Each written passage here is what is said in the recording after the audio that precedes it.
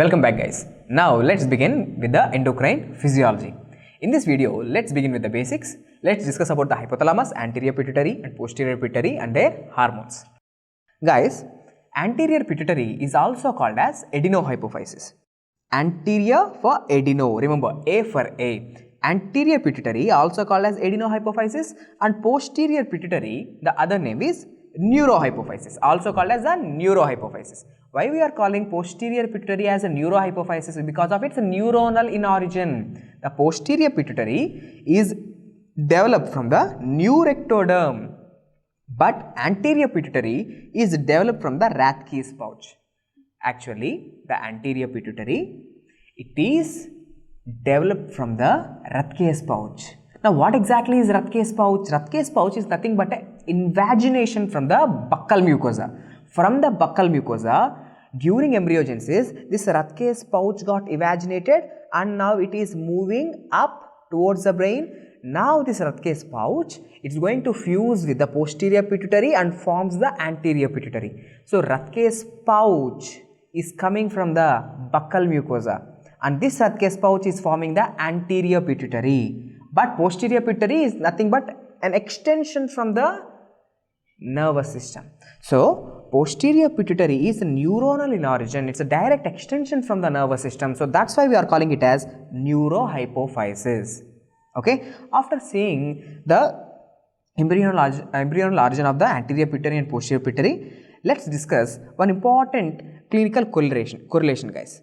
See, for example, if the Rathke's pouch remnants are forming a tumor, actually the Rathke's pouch should have to form the anterior pituitary, which we have already discussed. Now, if these Rathke's pouch remnants are still present in the adult and if they form a tumor, so such a tumor is called as craniopharyngioma. Okay, so what exactly is craniopharyngioma guys? Craniopharyngiomas are the tumors which are originated from the remnants of Rathke's pouch. Okay, now after this, let's discuss about the hypothalamus, the hormones which are produced from the hypothalamus and anterior and posterior pituitary hormones. Now, guys, whatever I am seeing you here, whatever I am highlighting here in this blue color, this is your hypothalamus. Take it as the hypothalamus. Now, from the hypothalamus, there are different hormones are getting produced. In your hypothalamus, there are different types of nuclei. Okay, there are different nuclei which are present in the hypothalamus. Those hypothalamic nuclei are producing different releasing hormones and inhibitory hormones. For example, let's see, from the hypothalamus there is production of growth hormone releasing hormone. This is GnRH. Sorry, it's not growth hormone releasing hormone, it's gonadotropin releasing hormone. Okay, so GnRH means gonadotropin releasing hormone is getting produced from the hypothalamus. And what is this yellow color hormone? TRH means thyrotropin releasing hormone, CRH means corticotropic releasing hormone, and GHRH growth hormone releasing hormone as well as growth hormone inhibiting hormone is getting produced from the hypothalamus. And there is also one more hormone in this blue color which is getting produced from the hypothalamus, and that hormone is PIH, that is prolactin inhibitory hormone. So, these are the hypothalamic hormones. Now, these hypothalamic hormones, now they will come down. Where they will come? They will come to the anterior pituitary guys. So, all these hypothalamic hormones via the hypothalamo-hypophyseal portal system, via the blood, they are reaching the anterior pituitary. Now, let's talk a few important points about the anterior pituitary. Now, in the anterior pituitary, there are mainly 5 different types of cells. What are these cells guys? See, the yellow color cell is a thyrotrope, white color cell is a corticotrope, and the cell which I have shown you in the green color is a somatotrope, blue color cells are lactotropes, and the pink or the violet color cells are called as the gonadotropes. Why I have specifically shown them in particular color is because, see, GnRH I have shown here in a violet color and the gonadotropes also have shown in a violet color, which means the gonadotropic releasing hormone from the hypothalamus will come down to anterior pituitary and going to act on gonadotropes. Now, what gonadotropes will do, we will discuss later. In the same way, corticotropic releasing hormone from the hypothalamus will come down. It's a white color hormone, right? It's going to come down and it's going to act on which cells? Corticotropes. Okay. In the same way, thyrotropin releasing hormone will act on thyrotropes. Growth hormone releasing hormone or the growth hormone inhibiting hormone will act on somatotropes, and prolactin inhibitory hormone is going to act on lactotropes. Okay. So, these are the hypothalamic hormones and the cells which are present in the anterior pituitary. Now, what we have to discuss, when this gonadotropin releasing hormone, if it comes and acts on the gonadotropes, means what will happen? If thyrotropin releasing hormone, if it comes down to pituitary and if it acts on thyrotropes, means what will happen? That we will discuss in a moment. Okay. See guys, here what I am showing you here is, sir, when the thyrotropes are acted upon by, when they are acted upon by thyrotropin releasing hormone, thyrotropes are going to release thyroid stimulating hormone.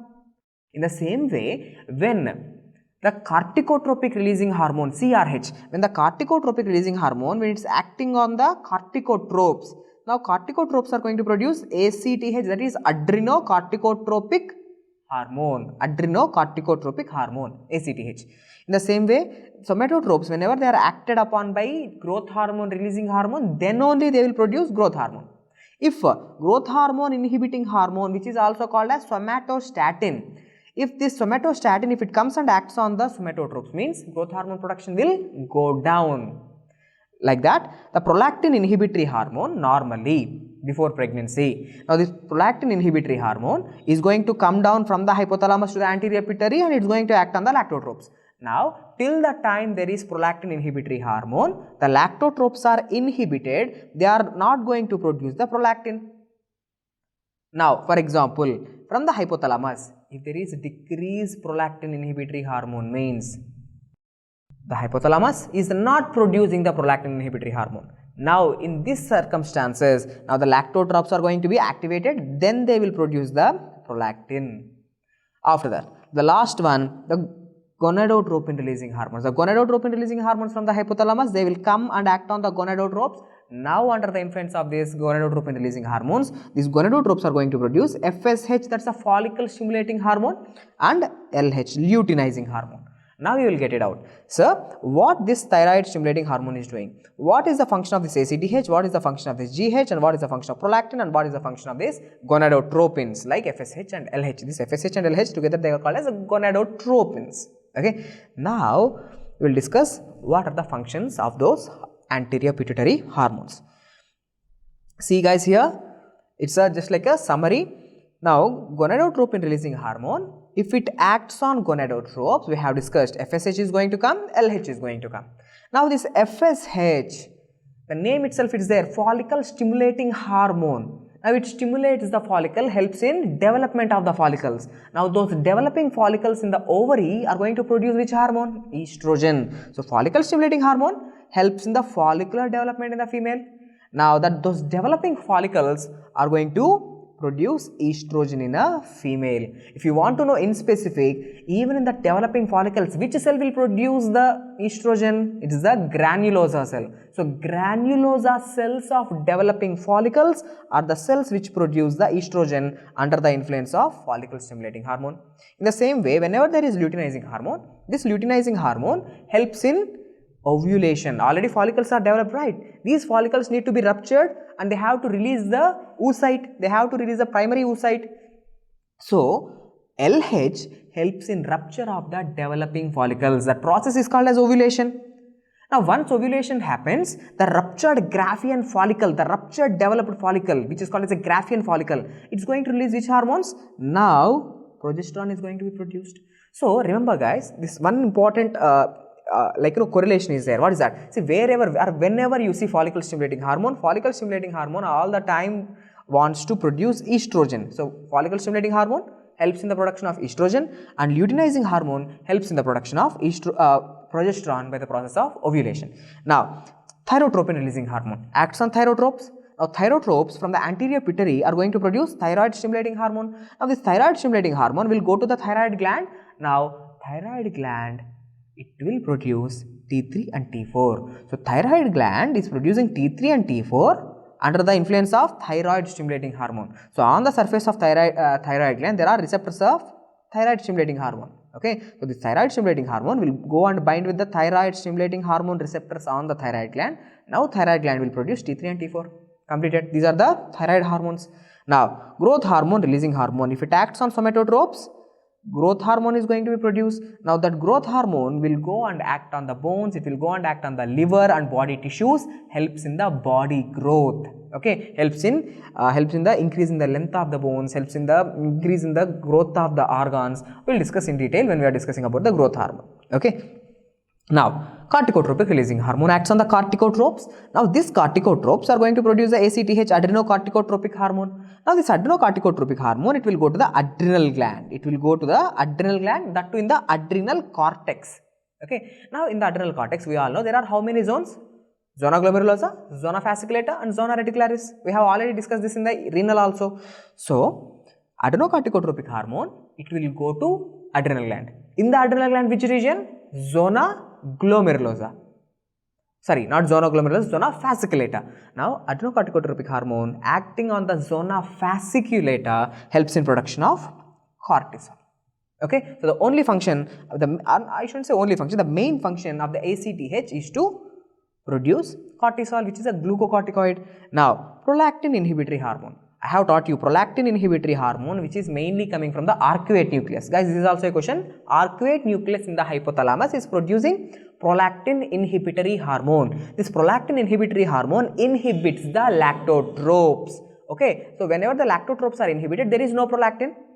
Okay, so prolactin inhibitory hormone from the hypothalamus acts on the lactotropes, inhibits prolactin, inhibits the prolactin. But whenever there is no prolactin inhibitory hormone, now these lactotropes are activated. Now they will produce prolactin. And what is the production of prolactin? The name itself is there. Pro means helping in the lactation. Prolactin helps in milk production. Okay, so this is what you need to know. And one important point is the prolactin inhibitory hormone is produced from which nucleus of hypothalamus? It is produced from the arcuate nucleus of the hypothalamus. Okay, keep this point in your mind, guys. Now, after this, let's discuss a few important points about the prolactin inhibitory hormone. Prolactin inhibitory hormone is nothing but dopamine. Okay, so prolactin inhibitory hormone is nothing but dopamine. So, what this dopamine is doing? Dopamine coming from the arcuate nucleus is acting on the lactotropes, inhibits the production of prolactin. So, dopamine is inhibiting prolactin. So, can I say this dopamine and prolactin, they are like, antagonists, they are absolutely opposite? Yes. So, dopamine inhibits the production of prolactin. Okay, so important point. Now, let's talk about the acidophilic cells. Guys, when I have taught you in the anterior pituitary, there are 5 different types of cells: corticotropes, gonadotropes, somatotropes, thyrotropes, lactotropes. 5 different types of cells are there. Now, if you stain these cells, okay, eosin and hematoxylin stain, whenever you stain these cells, certain group of cells are going to take up the red color stain, acidophilic stain. These cells are the acid loving cells. Now, what are these cells? Acid loving cells, acidophilic cells in the anterior pituitary are somatotropes and lactotropes. Somatotropes, what they are producing? Growth hormone. Lactotropes, what they are producing? Prolactin. So, somatotropes and lactotropes, they are acidophilic cells in the anterior pituitary. Why I am teaching this is because lots of times this question was asked. Which of the following cells in the anterior pituitary are acidophilic cells? Lactotropes, somatotropes. Lactotropes produce prolactin. Somatotropes produce growth hormone. Okay. Now, these growth hormone and prolactin, they are called as a twin hormones. Why they are called as a twin hormones? Why? Because they use both prolactin and growth hormone, they use a similar kind of receptor for their action. What is that receptor? Both these hormones uses a tyrosine kinase receptors. Okay, prolactin, growth hormone uses tyrosine kinase receptors. So they are called as a twin hormones. Just remember, not only growth hormone and prolactin, but also insulin. So remember it like pig hormones. Prolactin, insulin, growth hormone. Never ever confuse something like this. Prolactin, insulin, glucagon. Insulin not glucagon, it's a growth hormone. So prolactin, insulin and growth hormone, all these three hormones uses tyrosine kinase receptors for their action. Okay, completed. Now, see, from the hypothalamus, there are different releasing hormones were there, which are helping in the production of anterior pituitary hormones. But from the same hypothalamus, there are inhibitory hormones are also getting released. What are the inhibitory hormones which are released from the hypothalamus? See, inhibitory control by the hypothalamus is shown on somatotropes by somatostatin.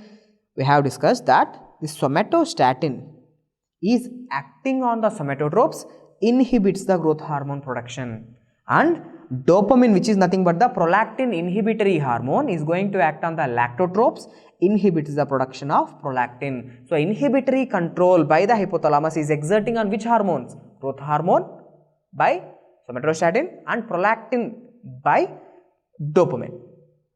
Okay guys, now after saying this, let's see a clinical scenario. Let's simply discuss about a clinical case where the person had a trauma and the pituitary stalk got damaged.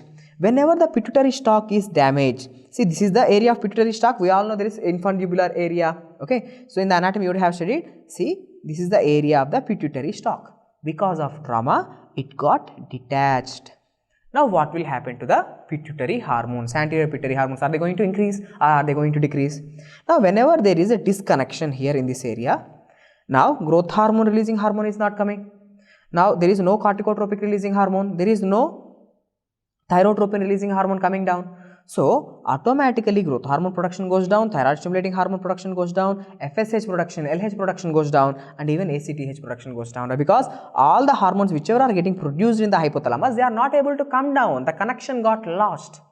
But whenever there is a loss of connection, remember, even dopamine is not coming down, the prolactin inhibitory hormone is not coming down. Whenever the prolactin inhibitory hormone, the dopamine, if it's not coming down to the anterior pituitary, the lactotropes are not inhibited. Now the lactotropes are activated. Now lactotropes, what they are doing? Now lactotropes are producing the prolactin.